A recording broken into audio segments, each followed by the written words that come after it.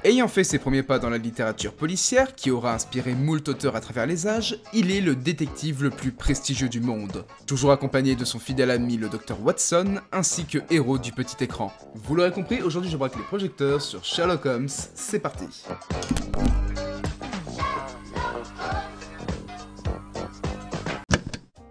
Mais déjà, qui est Sherlock Holmes?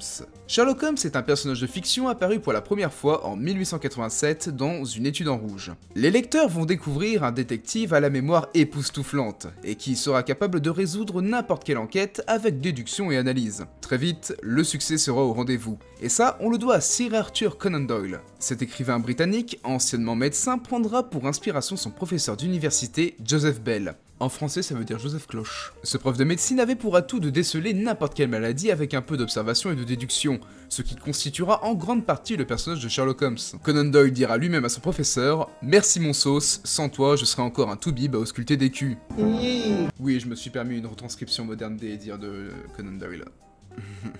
Mais petit à petit, ce dernier va vouloir s'essayer à d'autres styles littéraires. Sauf que le grand public, lui, s'en foutait royalement et clamait haut et fort « Quand est-ce que sort le prochain Sherlock, ma gueule ?» Ce qui l'obligera à continuer l'aventure de Holmes, alors que l'auteur, lui, en avait déjà marre et lui fera faire une petite dépression. C'est ainsi qu'il annoncera à sa mère « Voilà, Sherlock me casse les couilles, je vais le suicider sous FDP. » Sa mère lui répondra « Pété d'air, t'as pas les couilles. » C'est ainsi que Conan Doyle tua dans un affrontement final Sherlock qui fit face à Moriarty, son grand ennemi de toujours, en 1893 dans Le Problème Final. Mais comme toutes les fangirls chialaient pour revoir Sherlock et que l'auteur avait des problèmes d'argent, Conan Doyle aura été contraint de faire revivre son personnage en 1901. Il continuera à faire vivre Sherlock jusqu'en 1930, date de la mort de Conan Doyle qui fut foudroyé par une attaque cardiaque et il laissera derrière lui 4 romans et 56 nouvelles avec pour héros Sherlock Holmes.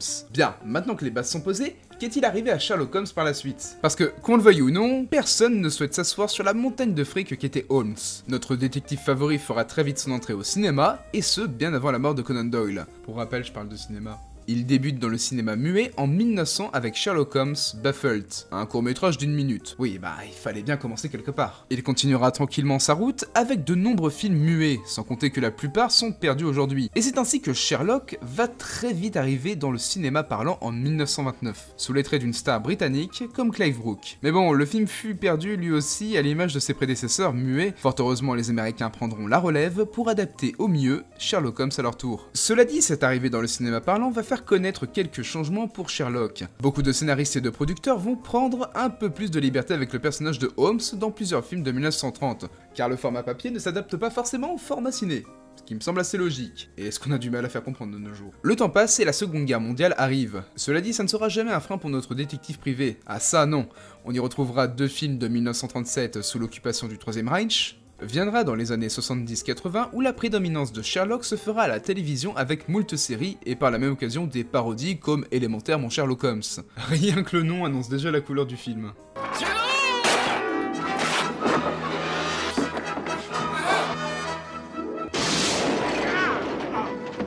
C'est ainsi que tout naturellement s'enchaînent les séries et les films d'animation avec Sherlock Holmes en 1983, et bien évidemment le célébrissime Sherlock Holmes de Hayao Miyazaki, avec des personnages anthropomorphes. Des furies en somme. Pour finir, Holmes va connaître de nombreux changements dans les années 2000. Fini l'homme mature et droit sous tout rapport, place un héros un peu plus jeune, dynamique, en marge de la société, drogué et très satirique. Débutera en 2009 Sherlock Holmes avec en tête d'affiche Robert Downey Jr. ou Iron Man pour les deux du fond qui n'auraient pas suivi l'histoire. Sans oublier l'excellentissime série Sherlock en 2010 avec pour vedette Benedict Cumberbatch. Et bien évidemment la série Elementary. Sauf que Watson est une femme, et toute l'action se passe à New York. Niveau adaptation, on est très libre là. Vous l'aurez compris, cela aurait été une forte évolution cinématographique qui suit le détective depuis plus de 100 ans tout de même. Ce qui fait de Sherlock Holmes le personnage le plus illustré au cinéma selon le Guinness Book of Movies de 1990. Et avec plus de 275 apparitions sur le grand écran entre 1900 et 2013 selon le site IMDb. Mais ces adaptations ne s'arrêtent pas là. Nous pouvons ajouter à cette liste la série Dr House avec Hugh Laurie, qui s'inscrit dans la même ligne directive de Sherlock Holmes, en renouant avec le Conan Doyle médecin. En effet, Gregory House partage énormément de similarités avec Sherlock Holmes. Leur méthode d'enquête étant d'éliminer les diagnostics ou hypothèses lorsque les symptômes ou indices démontrent logiquement leur inexactitude. Sans compter qu'il est doté d'une intelligence remarquable et d'un sens de la déduction très avancé. Bref, vous m'avez compris. Silver ? Oui, Elena ? Je crois que tu as oublié un autre personnage qui s'inscrit directement dans la lignée des écrits de Conan Doyle. Nicky Larson ? Perdu! c'était le détective Conan. Bien avant d'être un dessin animé qui compte actuellement plus de 900 épisodes, Détective Conan c'est un manga apparu en juillet 1994. Gosho Aoyama, l'auteur du manga, s'est inspiré de Sherlock Holmes, Arsène Lupin et bien d'autres héros du roman policier. Le style de manga fait pas mal penser à Sherlock Holmes effectivement, car on trouve le combo magique. Déduction, réflexion, avec un peu d'action, et voilà un manga à succès qui place d'ailleurs son créateur comme le mangaka le mieux payé en 1999.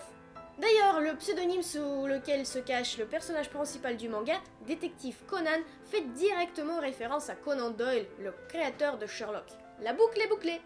Déjà, pour les fans de Benedict Cumberbatch, vous avez une adaptation de la série en manga. 3 tomes actuellement qui correspondent aux 3 épisodes de la première saison.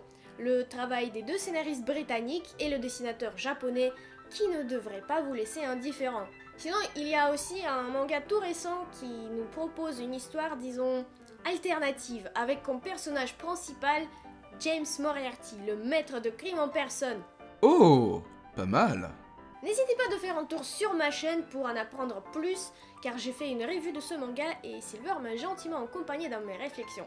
Élémentaire, ma chère Elena. Mais alors, comment un personnage de littérature est-il devenu aussi célèbre au cinéma? Déjà, il fait partie d'un genre extrêmement apprécié à travers les âges, le roman policier. Et j'en veux pour preuve toutes les séries policières qui ont eu du succès. Les Experts, NCIS et sans oublier Navarro pour les Français. Cocorico, mes petits loups. Sans oublier les séries de détectives, Arabesque, Colombo ou encore Monk. Et ce succès n'est pas si étonnant. Voir tout un tas d'enquêteurs ou détectives résoudre un mystère a comme un effet très satisfaisant sur le spectateur, lui donnant l'impression d'avoir résolu le mystère. Car, n'allons pas nous le cacher, on essaye tous de savoir qui est le méchant avant la fin du film.